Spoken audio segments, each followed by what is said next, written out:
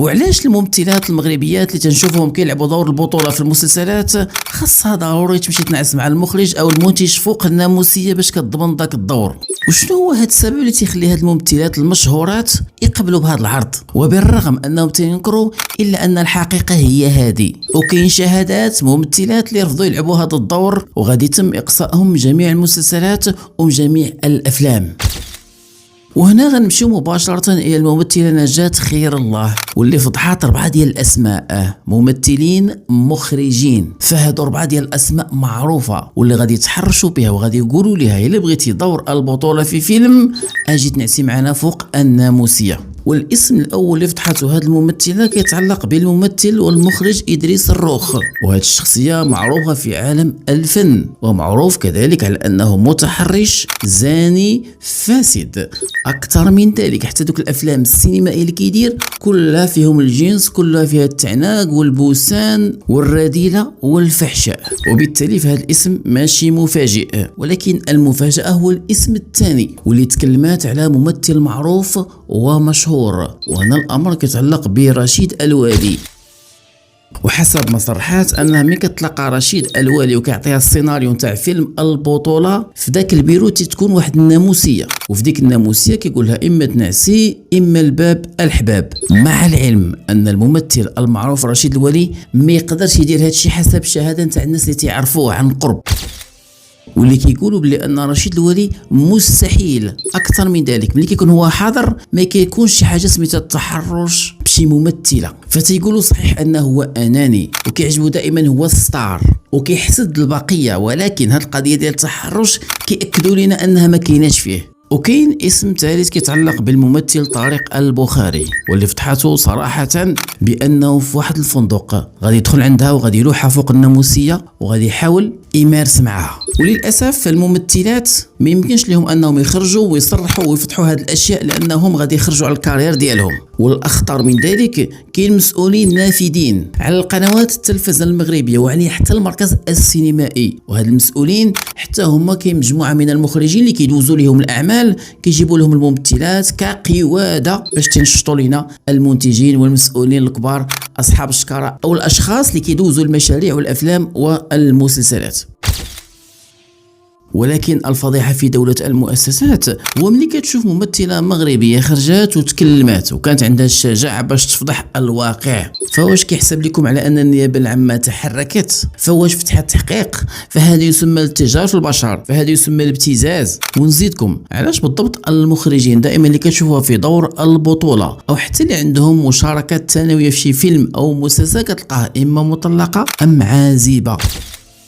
ولاحظوا ان اغلب الممثلات كتلقاهم مطلقات، يعني كيتزوجوا وكيجيبوا شي وليد ولا بنيته ومن تما كيطلقوا باش تيخرجوا ليها نيشه، لان عارفين باش الكارير ديالهم يكبر خاصهم يكونوا بوحدهم باش المخرج او المنتج اللي بغاهم باش يشاركوا في البطوله غيلقاهم، وطبعا غيلقاهم فوق الناموسيه. اضافه كاين مخرجين اش تيديروا؟ كينوضوا كيتزوجوا واحد السيده اللي هي ممثله وكيبقى دائما يلعب بها دور البطوله باش ما كيخلصهاش، هي كتستافد من الشهره وكيستافد منها جنسيا وما كيخلصهاش وكيشهرها، وبعد سنوات كيطلقوا. وشوفوا مثلا الممثله ديال العروسي، منى فتو، وبزاف الممثلات اللي كانوا مزوجين مخرجات، وكاينات ممثلات اللي كانوا مزوجين ممثل ومن بعد طلقوا، لان الزواج اللي كيكون ما بين هؤلاء هو زواج متعه بحال الشيعه، كيتزوج بها مده من اجل المصلحه، التجاره، الفلوس، الشهره. كما ان حتى الممثله ملي كتشهر صافي كتخلى على ذاك الرجل باش تمشي تشتغل مع مخرجين او منتجين اخرين اللي غيخلصوها، ولكن ضروري خصها يدوزوها حتى هي شويه تاع الناموسيه. ودابا غادي ننتقلوا للسي الفقيه، ذاك الفقيه اللي كاين في ايطاليا واللي المداخل نتاعو السنويه تقارب 1.5 مليار سنتيم كيدخلها فقط من خلال الهدايا اللي كيدي من التيك توك.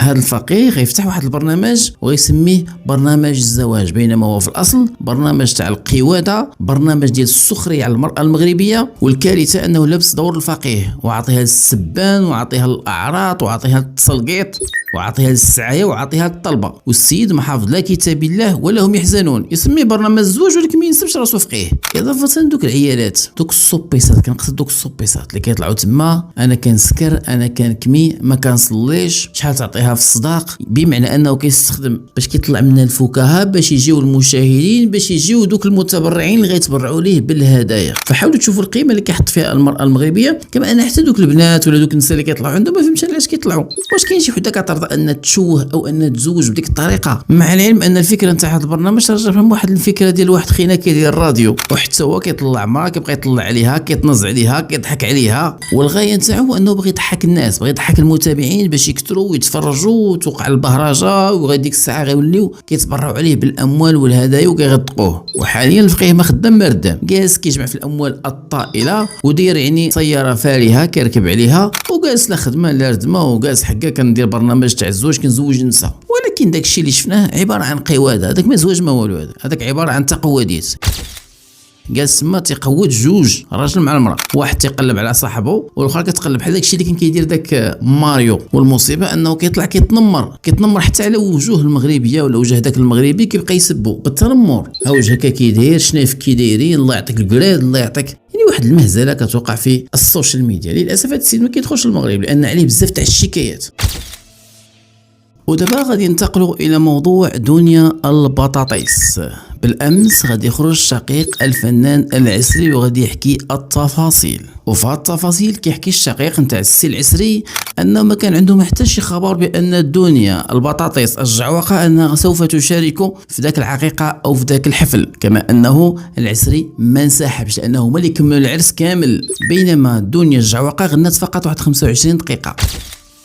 وتكلم على ان هاد التربيه ديال البورديل ما عرفتش تتعامل مع دوك الموسيقيين، غتطلع وغتقول لهم شكون هما الدراري اللي غادي يشاركوا معايا، شكون هما الدراري اللي غادي يخدموا معايا. ودابا تصوروا اساتذه ما كان غير الاستاذ فلان الاستاذ فلان استاذ الموسيقى كذا، غتجي دنيا الجعوقه تقول له الدراري، كيحسب راه كتخاطب شي براش في الحي المحمدي. ولكن اللي خصكم تعرفوا ان ديك الفرقه الموسيقيه بوحدها تقدر تخلص حتى ل 14 مليون، داك الاوركسترا اللي مع العسري 14 مليون كياخذوا فلوس صحيحه.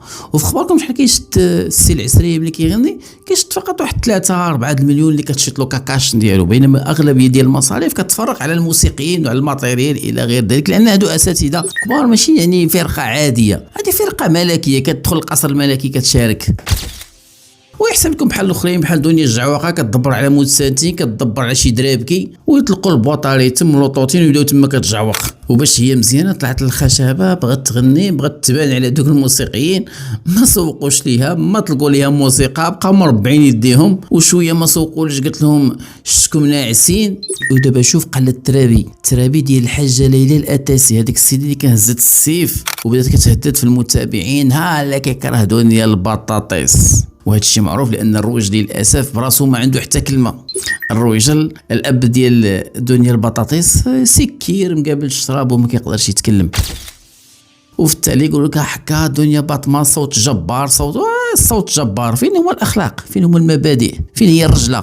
فواش الرجله هو انك تفتح حساب حمزه موبيبي كتاجر في الاعراض، ويا ناس عاناو في داك الحساب، ويا ناس اللي انتحروا، ويا ناس اللي قدموا 50 40 30 تبتزوا فلوسهم باش ما يتفتحوش. وطبعا هذه هي التركه ديال البورديل، التركه ديال البيرانات، التركه ديال داك اللي دابا حاليا تيقلبوا عليه ميسي الحشيش واللي كان مغطي عليك الاموال بمدينه طنجه. ولا ما نتكلموا على داك الخينا اللي ضربك بكروشيه بمدينه تطوان واللي خمج لك داك النويه في المصطنع. واذا بالفرقه الموسيقيه انسحبوا خلاوها مسكينه بوحدها في الخشبه. اولا واش اللي كتدفعي لهم الواجب انت اللي كتخلصيهم، هما راه خدامين من العسري وكيتخلصوا من العسري وكيتخلصوا باموال طائله. ما مسالينش هذوك حساب كيتدربوا كيتعلموا. واش حسابك هذو مشتاقين للعراس خاصهم يغنيو ب 200 درهم، ولا كيحسابك انك عندك قيمه؟ فانت امام الموسيقيين لا تساوين شيئا، عارفين حقيقتك، عارفين الخلفيات نتاعك، عارفين شنو كتسوي بالضبط اخلاقيا قبل ما تكوني فنانه او مغنيه او جعواقه او مغنيه ديال الكباريهات. وبالفعل انت مغنيه ديال الكباريهات وكنتي شاده في الكباريهات. وحسن عوان المشتاق الى فاق. شكرا لكم والسلام عليكم ورحمه الله وبركاته.